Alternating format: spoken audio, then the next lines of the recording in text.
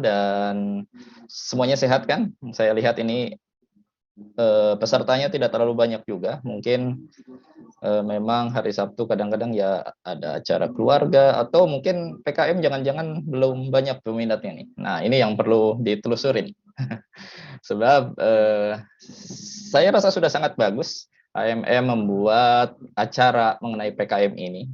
Karena seperti kita ketahui, jadi PKM manfaatnya untuk mahasiswa sendiri sangat banyak ya. Jadi kalau mahasiswa ingin belajar banyak gitu, itu harus ngoprek banyak gitu. Istilah saya ngoprek ya istilahnya.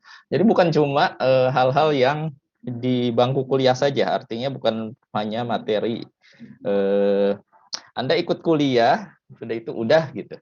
Belajar, nyari nilai, ikut ujian dan lain-lain, udah gitu. Nah, sebenarnya banyak sekali apa yang bisa Anda pelajari ketika di usia-usia Anda, termasuk di luar ekstrakurikuler ataupun intrakurikuler. Nah, PKM ini saya rasa ekstrakurikuler yang sebenarnya erat sekali kaitannya dengan intrakurikulernya gitu. Jadi kalau Anda ingin banyak belajar ketika usia-usia Anda itu, ya harus banyak berkecimpung di organisasi atau di kegiatan-kegiatan keilmuan. Nah, ini saya rasa kegiatan keilmuan yang ekstra plus intranya kuat sekali PKM itu. Bahkan saya baca PKM itu sekarang menjadi salah satu maskotnya atau unggulan yang ada di kementerian. Jadi kampus-kampus berlomba untuk mengikuti PKM untuk menjadi juara gitu, masuk ke PIMNAS dan dapat ranking yang bagus. Kemudian juga di penilaian IKU, ada IKU itu apa sih? Kriteria utama penilaian untuk fakultas, untuk prodi, untuk universitas. Nah, salah satu yang dinilai adalah kegiatan mahasiswa dalam mengikuti perlombaan-perlombaan. Jadi dalam IKU itu yang dinilai adalah outputnya gitu. Nah, kalau Anda ikut perlombaan dan menang itu akan sangat besar sekali impact-nya bagi penilaian atau akreditasi untuk prodi, fakultas, dan universitas. Oleh karena itu, kalau dilihat di universitas-universitas besar, malah mereka mempunyai lembaga khusus, mempunyai unit khusus yang mendorong supaya mahasiswanya itu terlibat dalam PKM. Itu sudah sampai di sana karena memang besar pengaruhnya. Nah, untuk mahasiswa sendiri sudah sangat jelas dengan ikut PKM ini bukan cuma tadi dapat ilmu di bangku kuliah lantas sudah gitu untuk nilai udah gitu. Nah, jadi kalau ikut PKM itu nanti akan terus berpikir, akan terus mencari, akan terus mengimplementasikan apa yang didapat dari bangku kuliah untuk kemudian secara kreatif ikut memperhatikan sekitar kita, masyarakat, industri atau apapun,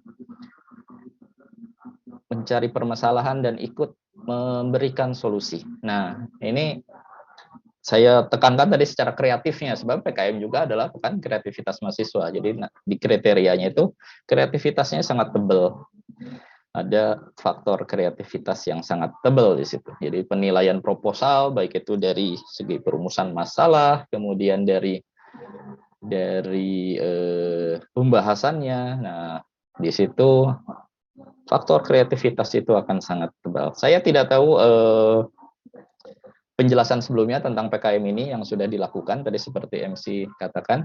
Jadi saya tidak mengikuti sebelumnya. Jadi ini tiba-tiba saya masuk ketika harus membahas tentang perumusan, identifikasi perumusan, kemudian abstrak dan judul. Jadi terus terang saja saya belum pernah menjadi dosen pembimbing PKM.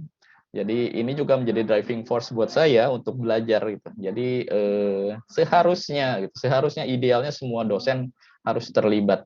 Nah, jadi untuk sebanyak mungkin mahasiswa yang terlibat, otomatis juga sebanyak mungkin dosen terlibat dalam kegiatan PKM. Dan saya tergugah sebenarnya dengan capaian-capaian yang diperlihatkan oleh Fakultas Teknik. Jadi Fakultas Teknik tahun lalu itu memborong semua bukan jatah ya, yang lolos di Unsika itu semuanya Fakultas Teknik kan. Nah, saya berpikir pertama ya tadi di Unsika harus didorong, dan kemudian juga di Fakultas Teknik ya jangan kalah lagi gitu. Kalau fakultas lain sekarang mulai mendorong ya kita harus lebih bagus lagi. Makanya Pak Dery itu salah satu yang sangat aktif untuk membimbing mahasiswa.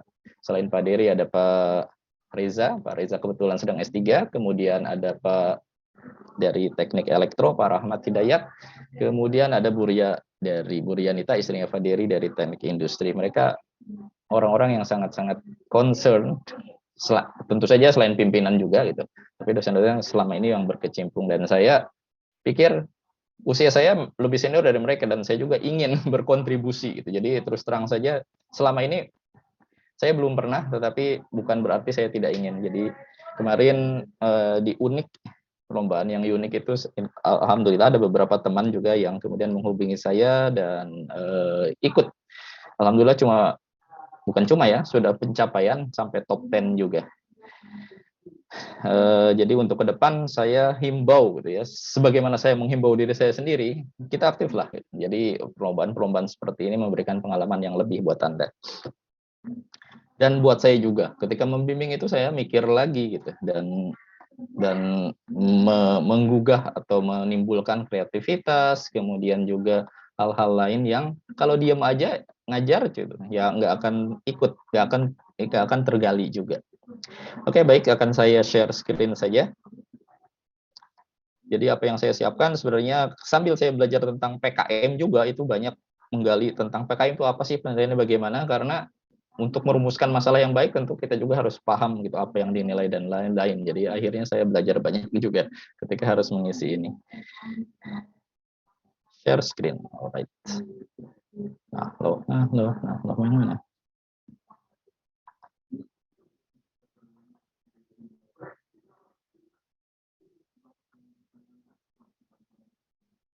Sudah terlihat ya? Jadi waktu yang diberikan ini, waktu yang diberikan lumayan 2 jam total ya. Jadi baik, ini pendahuluannya terlalu panjang sebenarnya, jadi sambil belajar tentang PKM saya menggali dulu apa itu PKM dan lain-lain. Ini ada satu hal yang harus Anda ketahui, jadi Anda download, dan saya rasa semua yang ada di sini karena berminat sudah baca-baca ya ini ya. Ada panduan PKM 2021. Di situ semuanya ada di situ sebenarnya. Nah, ini mengapa PKM dan lain-lain tidak perlu saya jelaskan lagi lah. Nah, tapi ada satu hal yang uniknya itu tadi, kreativitasnya yang ditekankan. Jadi di sini lulusan perguruan itu harus punya academic knowledge, skill of thinking, management skill, dan communication skill itu tadi. Nah, kemudian ini dicerminkan dengan menemukan solusi dari permasalahan yang dihadapi gitu. Nah, ini harus gitu dilatih supaya mahasiswa mempunyai pemikiran dan perilaku. Nah, ini yang bersifat kreatif. Nah, ini di jabaran sekian ini banyak itu untuk mencapai level kreativitas itu gitu. Nah, ini maka kegiatan PKM ini diadakan. Jadi semua yang tadi itu sebenarnya HOTS itu yang higher order thinking skills di tingkat universitas. Nah, itu didasari kemudian harus ada kreatifnya. Nah, jadi kreativitas dan inovasi tadi berlandaskan dengan penguasaan sains dan teknologi serta keimanan yang tinggi. Ini idealnya, ideal banget ini kata-katanya di panduan. Tetapi memang ya arahnya harus ke sana sih kalau kita ingin bersaing dengan dunia luar gitu. Jadi kalian sebagai penerus generasi sebelumnya itu harus siap. Dan salah satu, mohon maaf, pendidikan dasar di kita, terutama di daerah-daerah gitu, terutama zaman dulu gitu, itu malah mematikan kreativitas. Jadi kalau misalnya, saya yakin sekarang di SD, SMP, SMA sudah lebih baik ya, tapi kalau zaman dulu di TK, itu anak TK siapa sih yang nggak ngacung kalau dikasih kesempatan? Siapa yang mau nyanyi? Ngacung semua. Mereka berani, mereka kreatif, mereka mau gitu mengajukan diri. Tapi ketika di SD, ketika sampai kuliah, saya sering menyaksikan siapa yang mau bertanya, diam aja. Tapi kalau di luar pada ngomong, sebenarnya saya nggak ngerti. Atau kebalikan, ketika tidak yang nanya saya tanya, kemudian mereka nggak paham gitu. Ada yang belum paham apa yang didiskusikan gitu. Nah, itu ada sesuatu yang salah di rangkaian di sana gitu. Jadi kenapa ketika kecil anak-anak sangat kreatif dan sangat mau gitu mengajukan diri, ketika sudah di tingkat pendidikan yang lebih tinggi malah hilang gitu. Nah, jadi hopefully kita bina kembali ini. Ya, semoga Anda bukan dari generasi yang seperti itu. Kreativitas dan inovasinya akan tumbuh dengan dilatih, yang salah satunya ikut PKM ini. Nah, ini satu hal yang perlu diketahui. Yang nomor satu, tahu dan taat aturan. Nah, ini juga berkaitan erat dengan proposal kita. Jadi proposal ketika harus mengajukan, itu harus membuat proposal dan harus taat sampai jenis fontnya, besarnya itu pun harus taat. Selain kreatif dan inovatif tentu saja. Nah, jadi ini filosofisnya, perguruan tinggi dengan tridharmanya, kemudian PKM itu ada 5 bidang. Ada PKM 5 bidang itu dibagi 3, ada PKM KT dan PNGF.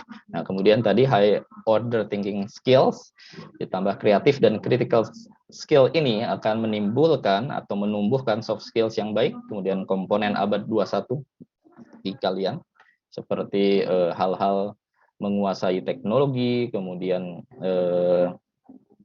paham dan bisa mengimplementasikan industri 4.0, society 5.0 dan lain-lain. Kemudian juga tentu saja hard skills-nya. Nah, ini mungkin sudah dibahas juga tentang PKM dibagi 3 kelompok. Kenapa saya kemukakan lagi? Sebab ketika Anda bikin proposal juga nanti harus tepat. Saya baca-baca, ternyata yang gagal itu bukan berarti juga mereka tidak bagus, tapi ada yang salah kamar gitu. Jadi seharusnya kewirausahaan gitu, tapi dimasukin ke pengabdian masyarakat. Nah, itu kalau salah kamar otomatis juga tidak akan lolos gitu. Jadi kalian harus tahu di bidang mana yang diajukan. Kalau kita lihat teknik mesin, kemungkinannya ya sebenarnya semua mungkin ya. Kita bisa risetnya tentu saja. Ini ada dibagi 3 dulu, ada PKM 5 bidang, kemudian ada PKM gagasan futuristik konstruktif, ada PKM artikel ilmiah, dan PKM gagasan tertulis. Nah, kita kelihatannya lebih ke arah yang pertama, PKM 5 bidang, terutama yang riset. Dan risetnya tentu saja kita eksakta, bukan sosial humaniora. Kita juga bisa sebenarnya kewirausahaan, tentu saja. Kemudian pengabdian masyarakat sudah jelas, bisa juga. Kemudian penerapan iptek itu bisa juga. Dan karsa cipta itu bisa juga untuk menciptakan sesuatu alat misalnya. Nah, jadi nomor 1 itu kental sekali ini dengan apa yang bisa kita ajukan dalam bidang PKM. Kalau saya lihat di yang sudah itu kebanyakan di riset ya, riset. Ini riset perusahaan tadi, supaya jangan lupa saja. Sudah tulis juga di sini. Nah, ini inti kegiatannya apa saja? Kalau riset itu terutama berbasis iptek untuk mengungkap informasi baru. Jadi ada suatu kebaruan dalam suatu iptek gitu. Walaupun bukan, jadi ide orisinal itu bukan menciptakan saja, tapi bisa juga memodifikasi. Betapa kecil modifikasi itu sudah sesuatu yang baru gitu. Kita sudah berkontribusi terhadap perkembangan dari ilmu pengetahuan itu sendiri. Kemudian tadi yang kewirausahaan itu adalah namanya wirausaha gitu. Jadi membuat atau mengembangkan suatu usaha baru. Kemudian ya itu termasuk juga startup dan lain-lain ya. Kemudian ada pengabdian masyarakat. Kita harus ada mitranya di masyarakat, mereka mempunyai masalah, kita membantu solusinya. Atau PKMPI, PI penerapan iptek itu seperti PKMPM, pengabdian masyarakat tapi lebih ke industri. Jadi mitranya di situ adalah industri, UKM dan lain-lain. Nah, ini KC tadi adalah karsa cipta, kita mengkonstruksi sesuatu. Nah, ini juga erat, baliknya ke iptek tadi juga erat gitu. Apakah di karsa atau di riset. ketika kita mau bikin misalnya alat untuk membantu industri kecil. Nah itu ya, misalnya alat, kita menemukan suatu masalah di industri kecil, PKM, kemudian kita membuat alat. Apakah itu nantinya balik ke KC atau ke PI? Atau Anda di risetnya? Nah itu tadi yang jangan salah kamarnya gitu. Jadi nanti tinggal bobotnya di mana gitu. Apakah mau ke PI-nya, atau mau ke KC-nya, atau ke risetnya. Jadi banyak disitulah ya saya juga baru tahu juga, tetapi dengan baca-baca tentu saja kita bisa mengetahui lebih banyak. Jadi harus didiskusikan dengan tim dan dengan dosen pembimbing ini mau di mana. Misalnya tadi ketika ada industri kecil, kemudian Anda membantu menerapkan satu masalah, tapi kemudian membuat suatu prototipe untuk suatu alat membantu industri kecil tersebut. Mau di mana nanti kamarnya? Jangan sampai salah kamar gitu. Oke, itu beberapa bidang. Nah, ini detailnya, tapi di sini juga menarik. Ini judul hendaknya tidak menggunakan akronim atau singkatan yang tidak baku dan hanya memperbolehkan 20 kata. Jadi ini dengan membaca ini sudah ada tuh batasan untuk cara membuat judul sebenarnya. Nah, ini bisa dibaca lebih lanjut tentang masing-masing tadi. Nah, misalnya yang riset eksakta atau riset humaniora, apa bedanya? Kemudian tadi apa bedanya dengan yang PI, penerapan ITEK, atau dengan KC, Karsa Cipta. Nah, kalau riset ini lebih ke arah, nah ini bisa rancang bangun juga tadi di sana. Rancang bangun. Jadi nanti dengan yang Karsa Cipta itu erat juga gitu. Akan mempunyai irisan yang tebal. Saya tidak tahu apakah ini sudah dibahas dengan detail sebelumnya, tapi saya untuk menuju ke identifikasi masalah, tentu di sini Anda harus tahu kamarnya di mana gitu. Nah, jadi yang riset, nah itu intinya mengungkapkan ada hubungan sebab akibat, aksi reaksi. Nah, ini ada rancang bangun juga, bisa juga eksplorasi material alternatif, desain produk abstraktif, membuat suatu blueprint. Nah, ini tentu saja erat hubungannya dengan pengembangan ilmu pengetahuannya di sana. Pengembangan ke IPTEK-nya, sainsnya atau engineering-nya. Nah, Anda membahas keilmuannya di sana. Ini yang wirausaha, menghasilkan suatu komoditas yang kemudian merintis atau memulai suatu usaha yang menghasilkan profit. Nah, ini di teknik industri Ibu Irianita yang jagoan di situ. Jadi pengabdian masyarakat ini penerapan IPTEK untuk membantu solusi di masyarakat. Sejauh ini yang saya perhatikan, pengabdian masyarakat dosen-dosen itu baru sebatas kebanyakan ya, baru sebatas membuat suatu workshop, sosialisasi, udah gitu. Nah, idealnya itu tidak cukup 1 kali, 2 kali, 3 kali gitu, tetapi sesuatu yang berkesinambungan.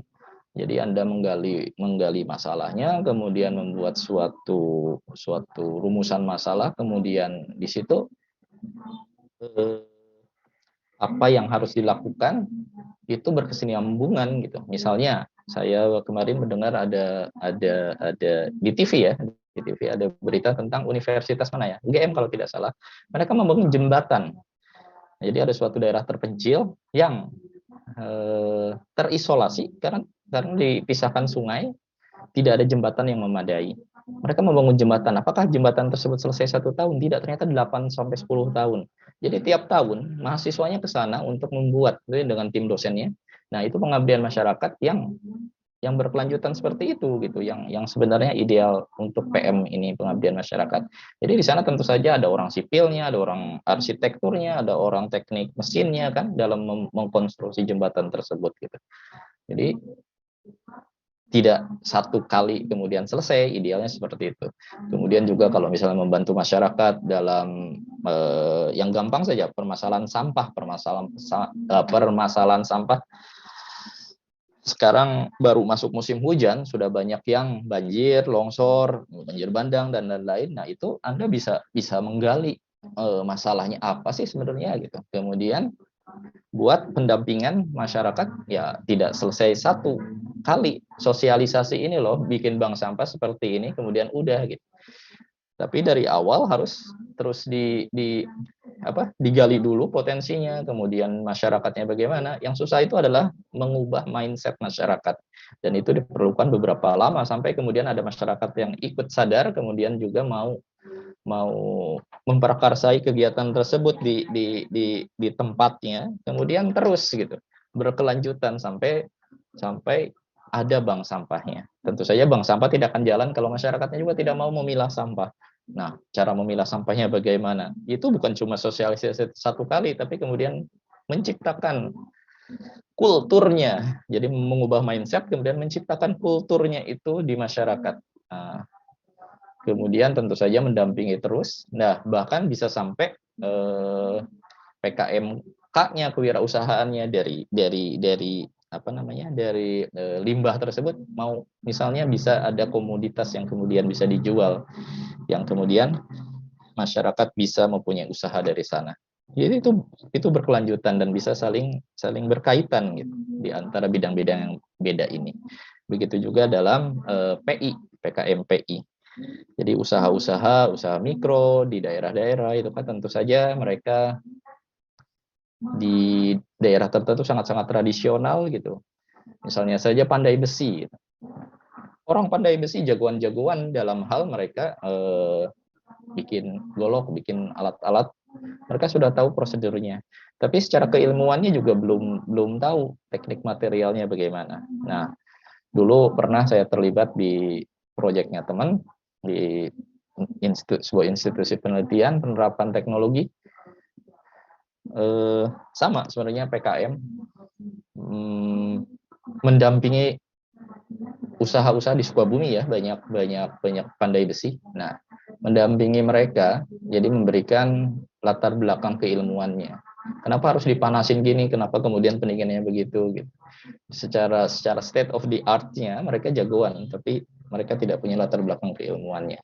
Tentu saja kalau memberikan pengetahuan seperti itu apakah cukup? Nah, itu juga perlu dikaji gitu. Nah, lantas ya itulah kemudian perlu juga mungkin didampingi dalam manajemen keuangannya, kemudian marketingnya dan lain-lain.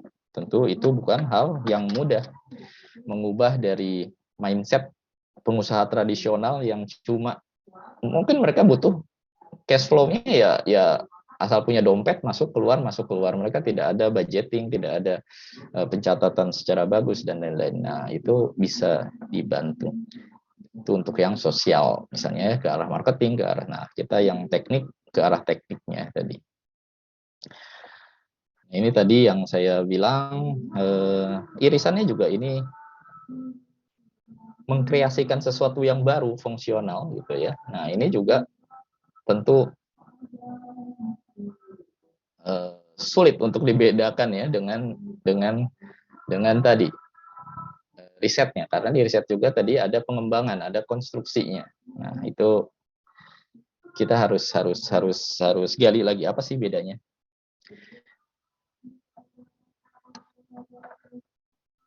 Gagasan futuristik. Nah, ini juga sesuatu yang saya sendiri belum tahu ini yang seperti apa sih sebenarnya realnya. Kalau AI ini tidak ada PIMNAS-nya, tetapi ini lebih ke arah karya tulis. Jadi nantinya studi kasus, nah hal-hal seperti itu bisa ke arah penulisannya. Gagasan tertulis ini juga sama, menggali suatu konsep, kemudian dikembangkan bagaimana. Nah, ini PKM-nya. Jadi yang PKM artikel ilmiah itu nantinya cuma untuk diterbitkan di jurnal ilmiah, sedangkan yang lainnya itu ada PIMNAS-nya, Pekan Ilmiah Mahasiswa Nasional, kemudian hasilnya diprosidingkan. Jadi ini yang tadi. Nah ini tahapan-tahapannya di sebelah kanan ada di panduan.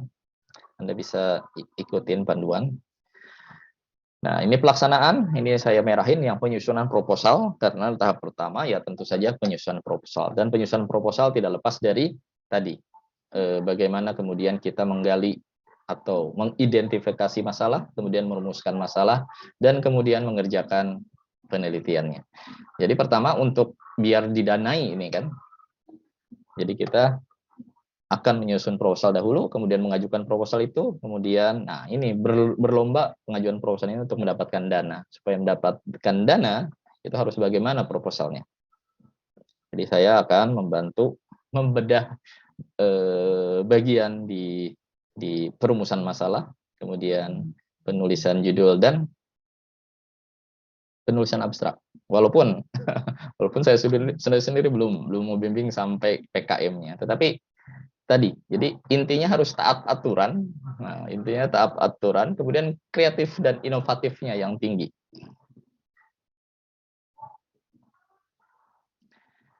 Ya, ini seseorang mahasiswa bisa mengajukan banyak sebenarnya, tapi nanti kalau setelah didanai itu cuma bisa terlibat dalam 2, sebagai ketua atau anggota, sebagai anggota dan atau anggota juga. Kalau dosen bisa membimbing sampai 10. Kemudian ini setiap universitas itu di klasterisasi, dikelompokkan klaster-klasternya, ada klaster 1 sampai ke klaster 5. Saya tidak tahu jika kalau tidak salah dulu klaster 3 ya. Nah, ini biasanya akhir tahun nanti bahkan ada klasterisasi lagi. Kelihatannya Unsika bakal naik kelas. Artinya apa? Ketika naik kelas, saingannya akan lebih sulit.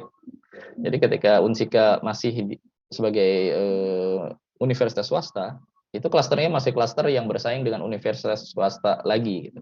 Bahkan banyak universitas swasta pun juga yang lebih rendah lagi dari Unsika misalnya klasternya. Nah, ketika Unsika jadi negeri, pertama jadi negeri baru PTNB. Nah, kita bersaingnya sama PTNB lagi, dan di situ baik itu mahasiswa dalam PKM, baik itu dosen dalam mendapatkan pendanaan dari Dikti, itu bersaingnya sesama PTNB. Nah, kemudian naik ketika naik kelas itu saingannya akan lebih sulit. Tapi tentu saja juga pemerintah mempercayai lebih baik gitu. Ini klaster yang satu misalnya itu PKM 5 bidangnya 840 kuotanya. Itu lebih banyak. Karena memang ya diharapkan dengan klaster yang lebih bagus, potensi lebih bagus juga, dan kualitas SDM-nya juga lebih bagus gitu. Sarana juga lebih bagus. Jadi pemerintah mendanai lebih banyak dari sana. Walaupun saingannya otomatis ya kita harus bisa bersaing dengan orang-orang yang tadi, yang mempunyai fasilitas lebih bagus, SDM lebih bagus, dan lain-lain. Oke. Apakah kita siap atau tidak? Ya, kita lihat. Kemarin kita berhasil meloloskan dari teknik, fakultas teknik aja kan ada 3 ya, ada 5 kalau tidak salah. Tetapi kalau tidak salah, tidak ada yang masuk PIMNAS ya. Jadi baru didanai, tapi kemudian masih belum berhasil melangkah ke tahap selanjutnya. Nah, ini dari tahap tadi pengajuan proposal, apa sih yang dinilai? Nah, ini. Jadi pertama itu kesesuaian persyaratan administrasi itu tetap harus dilakukan. Nah, ini tentu saja harus mengikuti form-form dan tata kelola yang baik, yang semuanya sudah ada di panduan sebenarnya. Jadi semua formnya itu harus sesuai. Jadi kalau saya baca juga dari materi, pernah ada BIMTEK tentang PKM ini, kebanyakan yang gagal itu bukan berarti tidak bagus, bukan kebanyakan, banyak yang gagal bukan sebelum isinya diperiksa. Karena apa? Karena kesesuaian persyaratan administrasinya tidak baik gitu. Nah, terutama kesesuaian administrasi ini misalnya latar belakang mahasiswa itu harus sesuai dengan bidang yang diajukan gitu. Kalau tidak, Anda teknik mesin, tapi mengkajinya bidang hukum misalnya, otomatis itu sudah terlalu jauh, mungkin dicoret sebelum ke isi proposalnya sendiri. Kesesuaian format proposal ini cuma format loh, dan penulisan itu juga harus ya bukan isi tapi formatnya. Kemudian tentu saja program yang diajukan dengan PKM yang pilih. Itu tahap pertamanya. Kemudian tahap keduanya ini tetap yang 3 tadi, kemudian ditambah tingkat kreativitas program yang diusulkan. Nah, itu. Jadi di situ ada aspek keterulangan topik, maksudnya kita harus mencari topik-topik yang belum, jadi kreatif, kita harus kreatif dan inovatif. Artinya topik-topik yang digali itu belum pernah diajukan oleh orang lain. Caranya gimana? Itu salah satunya kemarin di Unik itu saya dikasih tahu dari juri yang menilai. Jadi kebetulan tim yang saya bimbing, timnya Haura, Dita, CS, ada 5 orang masuk ke top 10. Jadi top 10 itu kemudian diwawancara kan. Nah, sayang di wawancara kurang bagus hasilnya, jadi tidak masuk 5 besar. Tapi dari jurinya saya dapat bocoran, salah satunya yaitu untuk mengukur kreativitasnya itu dari judulnya itu atau dari abstrak. Nah, ini juga nanti untuk penulisan abstrak, penulisan judul, Anda kalau masukin itu ke Google gitu, di googling, kalau keluar judul yang sama, kalau sama ya fatal atau mirip gitu, itu kemungkinan kreatif nanti penilaian inovatif dan kreativitasnya rendah. Nah, jadi bikin judul yang bukan nyeleneh ya, tapi belum pernah ada sebelumnya gitu. Itu akan dinilai lebih tinggi. Jadi juri-juri itu dengan mudah gitu mengidentifikasi kreativitas itu dari judul dengan masukin ke Google, keluar nggak hal yang sama. Kalau keluar hal yang sama atau mirip, kreativitasnya akan rendah. Jadi itu keterulangan topik juga kan di situ. Kalau topiknya sesuatu topik yang baru, maka kalau kita nge-googling akan hasilnya akan beda gitu. Tidak ada hasil atau ada pun kalau dibaca beda gitu. Bobot tantangan intelektual itu juga jadi tanda kreativitas.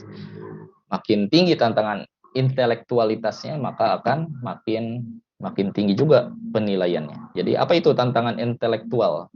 Jadi sejauh mana kita dalam menggali permasalahan dan menyelesaikan permasalahannya. Nah, di situ tentu saja hubungannya ketika kita sudah merumuskan masalah, dari perumusan masalah kan kita kemudian mencari landasan teori, kemudian kita mengumpulkan data, kemudian kita membahas. Nah, tantangan intelektualnya di sana, sejauh mana kita menggunakan ilmu-ilmu yang sudah ada di situ. Kemudian sejauh mana kemudian kita bisa berkontribusi terhadap di solusi itu kalau misalnya ada pengembangan terhadap keilmuannya tadi. Jadi tidak perlu orisinal banget gitu, tapi ada suatu modifikasi aja. Misalnya saya pernah melakukan penelitian tentang daya tahan suatu material terhadap korosi. Korosinya H2SO4. H2SO4 itu sangat korosif gitu. Nah, materialnya dulu dari titanium, kemudian ditambah istilah industrinya itu fufudas katanya. Jadi kalau Anda menelusuri paten itu pasti sudah ada banyak. Nah, caranya supaya kita bisa melewati itu gitu. Kita tambahin aja gitu unsur lain, bahkan untuk mengelabui diajarin nggak bener ya, untuk mengelabui pemeriksaan paten, bahkan kadang-kadang kita tambahin sesuatu yang nggak berguna.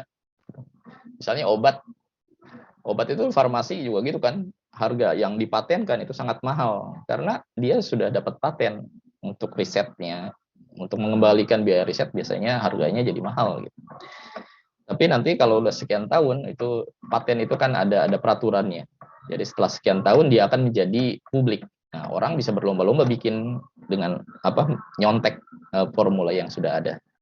Jadi ada hak ada trademark, ada jadi hukum kekayaan intelektual itu banyak cabangnya.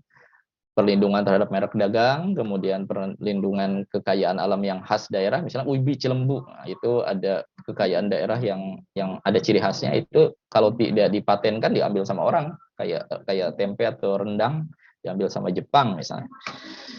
Nah, sekarang ada jenis itu, apa sih namanya?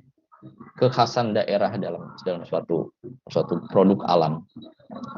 Kemudian juga tadi ada kekayaan intelektual copyright, ada juga lupa ya, beberapa hal. Nah, jadi untuk mengelabui itu ya kita tambahin sesuatu yang beda. Misalnya di obat tambahin talak atau tambahin tepung gitu. Kalau tepung nggak ada gunanya, tapi karena ada di sana membedakan dari produk yang sejenis yang sudah dipatenkan sebelumnya gitu. Nah, tentu saja juga kalau si jurinya tahu ya tentu itu akan menjatuhkan. Jadi harus hati-hati juga. Tapi itu adalah untuk membedakan. Jadi kalau sesuatu yang baru itu belum tentu harus sesuatu yang baru sama sekali, tapi bisa memodifikasi atau mengembangkan. Nah, itu di situ tantangan intelektualnya. Kalau kita membuat sesuatu karya tadi prototipe dan lain-lain, ya itu tantangan intelektualnya sejauh mana. Kalau misalnya kita membuat alat bantu di suatu pabrik untuk ngangkat suatu benda gitu. Kalau kita ngitungnya ya, kalau misalnya ini skripsi ya, tantangan intelektualnya misalnya kalau mau rendah ya dia cuma membuat merangkaikan gitu. Tapi kalau lebih tinggi lagi tentu merangkaikannya itu harus ada hitungan statik dinamiknya. Kalau mau tinggi lagi tentu ada kekuatan materialnya di situ masukkan. Lebih tinggi lagi tentu ada ergonominya dimasukkan. Kalau mau lebih tinggi lagi safety-nya dimasukkan seperti itu. Jadi makin dalam ya makin tinggi nilai tantangan intelektualnya. Menekankan aspek kreativitas. Nah, ini juga itu justru intinya PKM. Penilaian ya ini dilewat aja lah. Anda bisa baca di panduan. Nah, kemudian saya lebih menekankan ke sini di kita kelihatannya bakal banyak yang riset sejauh ini. Jadi PKM, PKMR. Nah, itu apa itu riset? Nah, ini mengungkapkan fakta atau fenomena melalui pendekatan ilmiah. Nah, pendekatan ilmiah itu ada tahapan ilmiah kan? Kalau kalian sudah mengambil metodologi penelitian, di sana ada metode ilmiah. Ada 8, 9, 10, ini tergantung bukunya yang mana. Langkah. Pertama menemukan, merumuskan masalah, kemudian mencari teori-teori atau mengadukan studi literatur, kemudian mengumpulkan data, analisis data, kemudian menarik kesimpulan dan laporan atau mempublikasikan. Itu tahapan-tahapan dari metode ilmiah. Dan tentu di sana setiap tahapan tersebut harus secara ilmiah dapat dipertanggungjawabkan gitu. Jadi kalau misalnya pengumpulan data, nah itu ilmunya bisa satu semester sendiri, satu mata kuliah untuk sampling data, untuk statistiknya bagaimana untuk mencukupi atau tidak datanya, gitu, validitas datanya, dan kemudian terutama kita harus mengikuti metode ilmiah itu dan mengungkapkannya dalam laporan supaya data yang kita dapatkan kemudian kita pakai untuk analisa dan menarik kesimpulan itu bisa reproducible dan repeatable. Jadi kalau Anda sendiri mengulang, itu Anda akan exact dengan kondisi yang sama akan Anda mendapatkan exactly atau mirip data set yang sama. Atau orang lain bisa memproduksi kembali dengan membaca laporan Anda, ada langkah-langkahnya, kemudian mereka ikutin akan sama. Nah, itu juga jadi satu poin penting dalam ketika kita menulis laporan, apakah kita ya biasanya dituliskan itu, tapi ada hal-hal kecil yang suka diumpetin gitu sama peneliti-peneliti supaya jangan terlalu gampang dengan lahan juga. Nah, itu sikap bisa di laporan atau di jurnal-jurnal ilmiah sebutkan, tapi ada kunci-kunci tertentu yang mereka untuk mereka sendiri.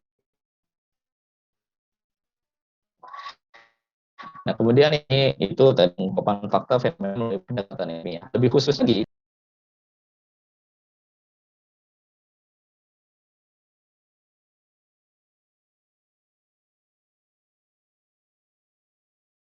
Recording in progress.